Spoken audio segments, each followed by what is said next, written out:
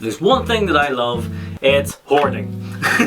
And I thought, what better to hoard than the brochures for all of my cars. Now, I haven't got ones for all of them just yet, but I grabbed a couple from the collection and I thought it would be fun for us to go through, see what cars were like back then, see what brochures were like back then, and see how much my cars cost when they were new. And then, for a bit of fun, I adjusted it for inflation to see what they would cost today. First things first, let's get a look at this one, the Golf GTI.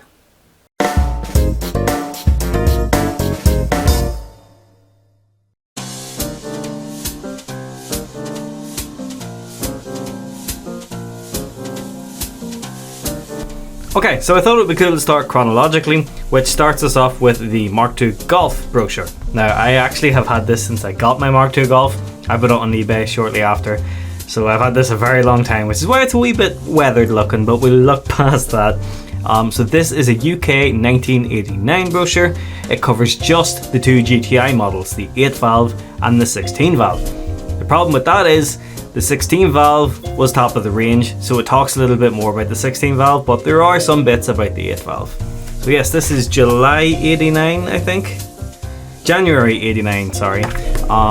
One thing you will notice about this versus my car is that this is for a small bumper model. Mine has big bumpers, but that doesn't really matter. And straight away we're greeted with the 16 valve. It took another Golf to top the Golf GTI. Another interesting thing here is that they put the I in lowercase, which you don't see on the car itself, but for some reason on a lot of their publications they would have done the lowercase I. So here's the back of it, power that translates into performance.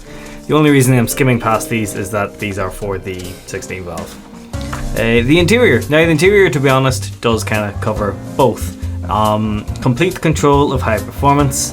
Again, it keeps talking about the 16 valve, but the formidable performance of the Golf GTI 16 valve places a heavy responsibility on the driver. Start with the body-hugging driving seat. It is height adjustable to ensure that any driver can find the optimum position relative to the steering wheel, pedals, gear lever and other controls. It's a very blasé way of saying, yep, this is a simple German dashboard, everything is in the right place. It does mention the trip computer, which was only in GTIs as far as I'm aware. And on the next page, aha, here is where we have our tartan seats. Now, a lot of the times you'll actually find with these brochures that for the UK models, they will just have the pictures of the left-hand drive ones and then flip them, and if you look really closely you'll see that the letters and things don't line up properly on the pictures, but Volkswagen did actually, I'm going to assume they got a proper right-hand drive one. Something that is interesting to note actually, this is advertising the 16 valve still because it's that same red car, and it's got a radio blank. Now I know that back in the day it was a big deal that you would have picked at the dealer what radio you wanted to have, but it's interesting to see that they would showcase the top of the range car with a blank. Oh no, it's ripped. I'll need to be very careful with this. Aha! Finally, now we get on to the 8 valve, which is what I have. So this is the irreplaceable GTI. Those are teardrop wheels, I believe. The twin exhaust doesn't really line up very well on that, but maybe it's meant to be like that, I'm not sure. An emphasis on the GTI 16 valve is understandable, but for thousands of drivers, the original GTI, improved and refined over the years, is irreplaceable. They are doing their best to make sure you don't feel like a peasant for getting the 8 valve rather than the 16 valve. Some figures to note: 112 brake horsepower, 5-speed close ratio sports gearbox, speed of almost 120, mine did 125, so it'll definitely do more than that. And will surge from a standing start to 60 miles per hour in just 8.3 seconds, which is still kind of quick by today's standards, to be totally honest. Like, it's not a slouch. It makes sense that mine can keep up with things. Oh, I love these. So usually, well, back in the day anyway, these brochures would have had like cutaways and things, and I just know somewhere in Wolfsburg there's got to be, this cutaway has still got to be there, or they just stripped it, I don't know. But either way, you get to see all the inner workings. Now this is a left-hand drive model, and you can tell actually that this is an earlier thing because it's still got the 4-button steering wheel on the dash, and that wheel was long replaced by this stage, so it's actually quite old. cut away of the 16 valve there, because 8 valve owners can go to hell, I guess. Aha! Here we have technical specification and equipment. So some interesting figures for the Mk2 Golf GTI 8 valve. CC's 1781, so it's a 1.8. Output 112 brake horsepower. Max torque, well, there's that many. I don't really know how people decide to measure their torques, but I always say foot-pounds, which would be 117. No idea what that means. Miles per gallon, at 56 miles per hour, it will achieve 47.9 miles per gallon, which actually is pretty remarkable even by today's standards for a petrol car, a petrol performance car, I suppose you would say. Now over here we have the equipment. The optional equipment would be power steering, air conditioning, leather seats, metallic paint, sports seats, green glass, electric windows, central locking or Ally sports wheels. My car has absolutely none of those. Here we have the colours. Again, mine is completely standard, bog standard, grey and red tartan, and tornado red, which the option code for it is G2, which is why one of my number plates is G2 TDU. So yeah, tornado red, cloth seats, no extras whatsoever. Now unfortunately none of the brochures I have actually give pricing, so I had to do some digging around online, and from what I could find, the price then in 1989 for a standard 8 valve Golf GTI with these specs cost around £11,000. Now adjusted for inflation, that comes to £29,363.98. So what if I decided to go today into a Volkswagen dealership and ask them to give me the same car but an 8.5? So I went onto the Volkswagen car configurator and had a play around. Unfortunately Tornado Red doesn't exist anymore, but King's Red is as close as I could get, and it's a metallic paint now. Giving it no optional extras, the same as Lara was back in the day, the base price is £42,800, which compared to the £29,000 is quite a hike. But again, you get a lot more bang for your buck. Next on the list chronologically is the Mercedes brochure, and I have to say, even though the cover maybe isn't as exciting as say the Golf brochure here, it's much more regal, it's much more befitting of the Mercedes, and it helps really that my exact Mercedes is on the cover as well.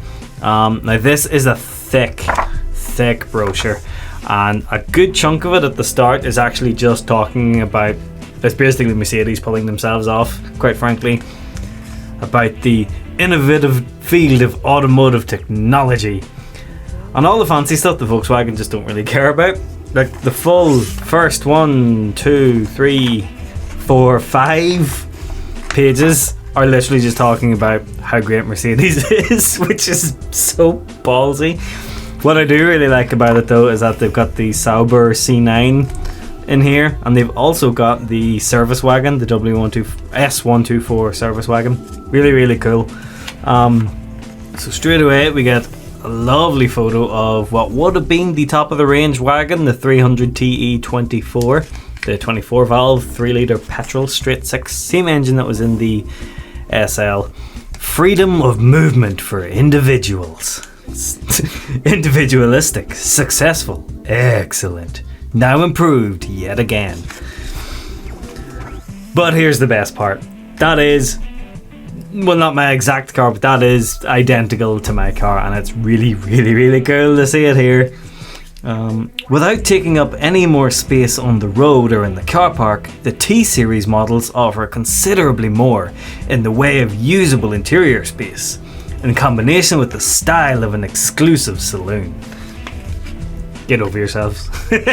No, but like, it really does sell like a Mercedes. You read this, I can only imagine the excitement you would have had back in the day of placing your order for the Mercedes, being handed this brochure and sitting looking through it and all.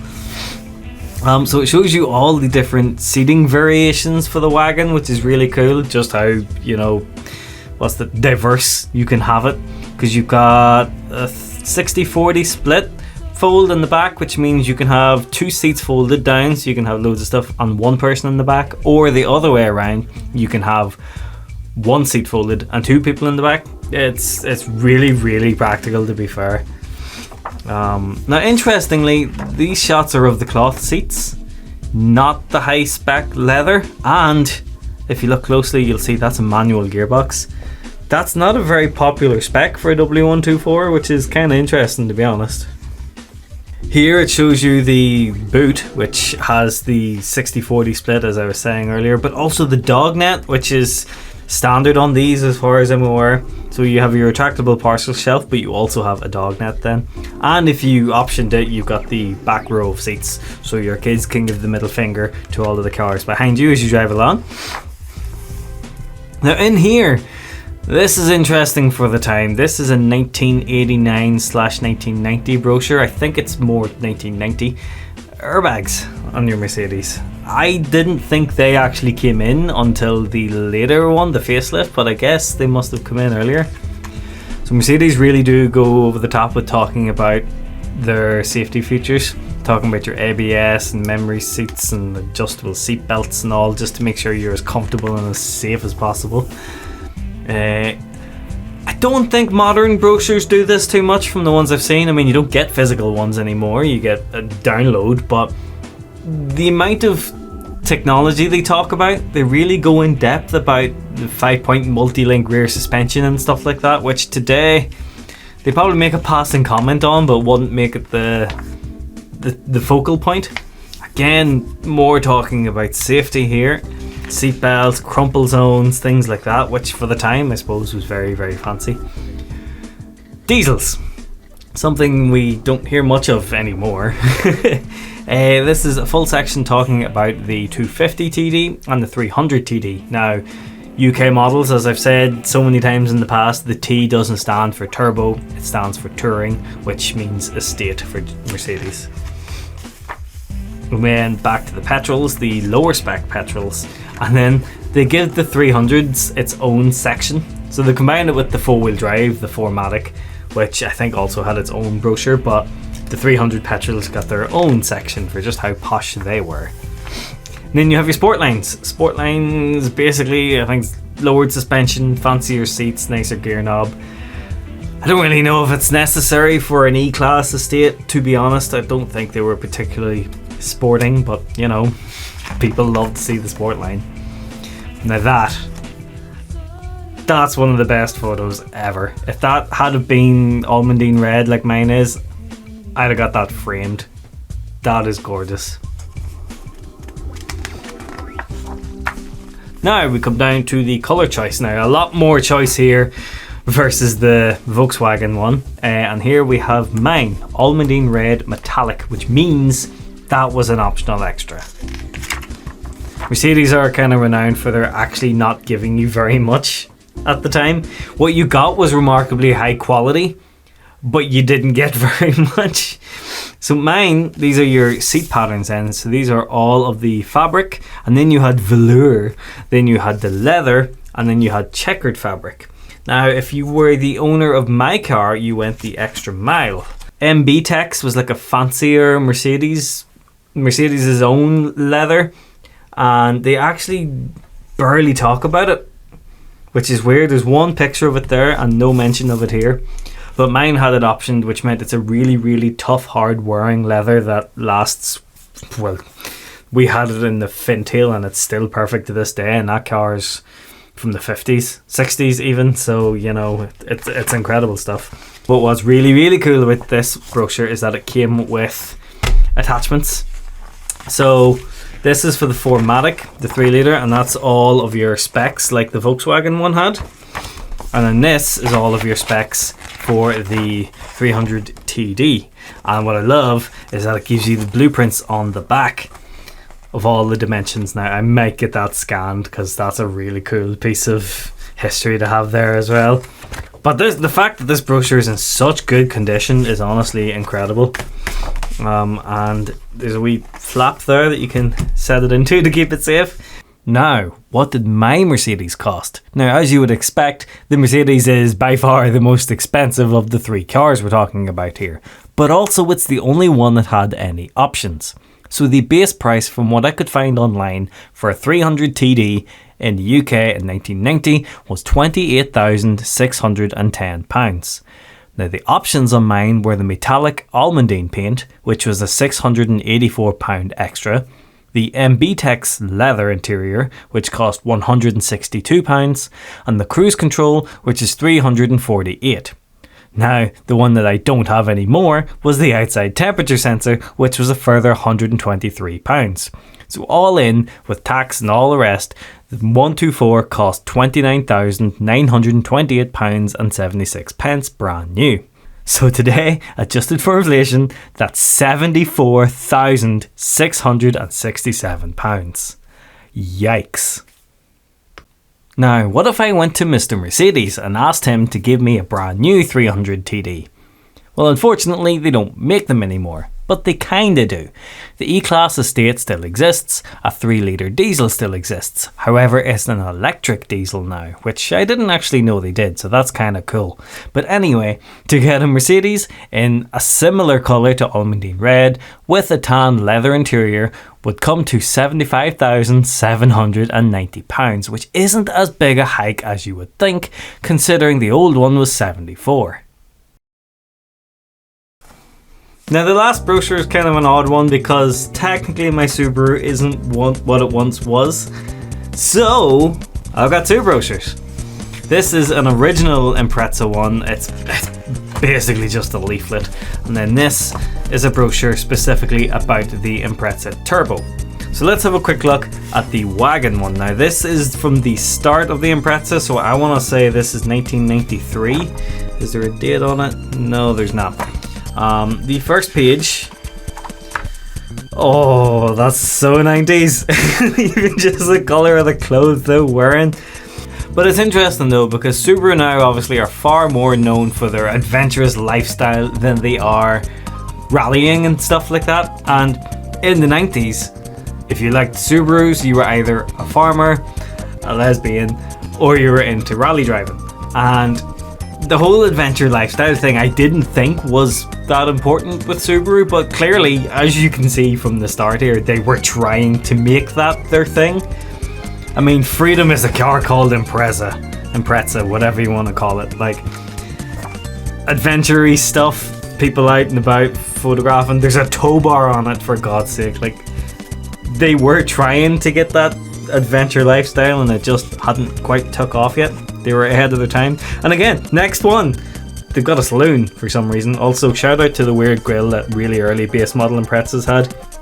So glad they changed that. It's kind of like a throwback to the third eye headlight that Subarus had.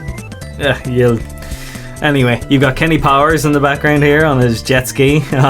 People on, what are they, like paddleboard, water ski? I actually don't even know what they are. Although I'm not a very adventurous person, so. But they almost look like skis, but they're not. Maybe they're something that gets pulled behind a boat. I don't know. Everybody's going to be laughing at me now for being so sheltered. Anyway, here's an Impreza wagon with a hot air balloon. Like, how out there are they trying to be here?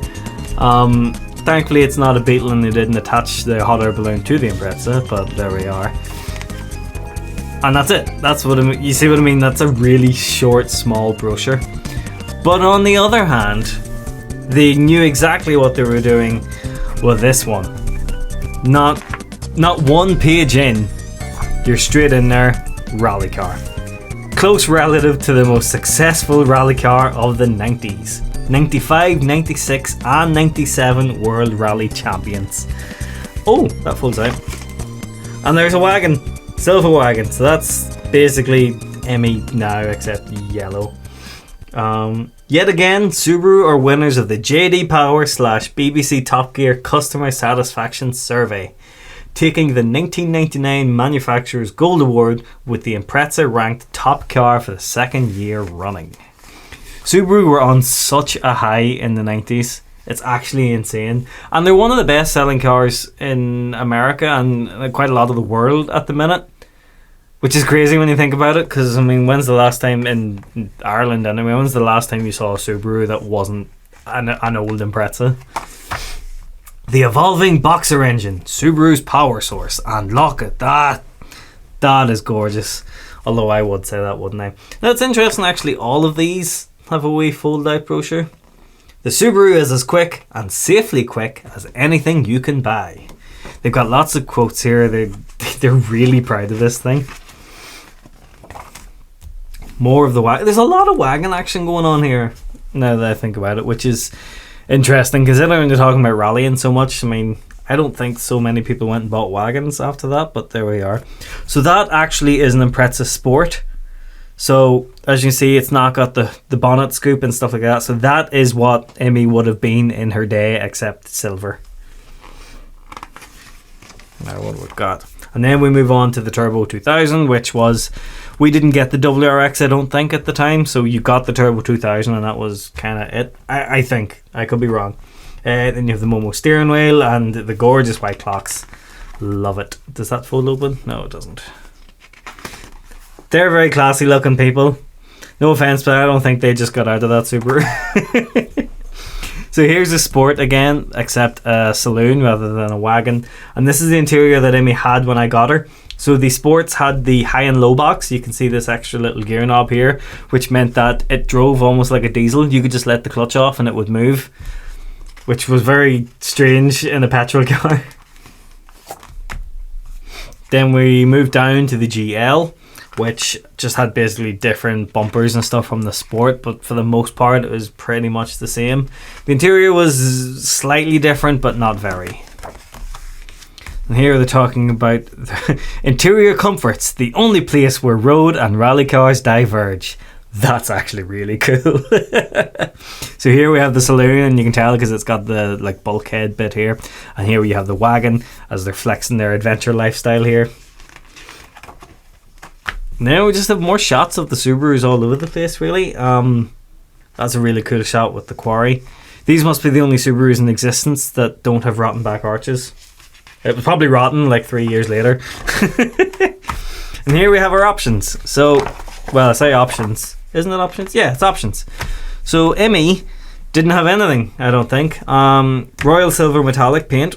I think that's basically it. Is everything standard? Yeah, the only thing that's an optional extra is air conditioning and leather interior, and I have neither. So Emmy has no options. Now the Subaru is a bit of an awkward one. I couldn't find any proper pricing online, but I got rough figures. And there's the fact that mine isn't what it was when it was new. So I priced what it was when it was new and what it would have been if they priced it as what I have made it into. I know, it's complicated. So the price then for a base 2-litre Sport 4-wheel drive Impreza wagon was £15,845, which comes to 30,621 quid. Now if it had been the turbo model, which, well, you know, would have been 17,999, so an extra 2,100 quid. Price now, £34,784. Now, if you decided to go into a Subaru dealership today and price a new Impreza, well, you'd be sorely disappointed unless you live in the States, because they don't make them anymore. However, what I did was go on to the Subaru website, price an Impreza in the States and convert it to pounds. I know, it's not the same, but it's the best I could do. So for $27,790, you could get yourself a new silver Impreza Sport. Converted into pounds, that's 20,624, which, being honest, is actually not that bad for all of the car you get. It's by far the cheapest here. You're getting 4-wheel drive, modern infotainment and all the rest, and you're still getting a boxer engine. I think out of all of these, the Subaru is probably the closest to its predecessor. So really, when you look at it, prices haven't actually changed that much, but you do get a lot more bang for your buck when it comes to things like tech. Reliability and other stuff, on the other hand, we'll not talk about that in this video.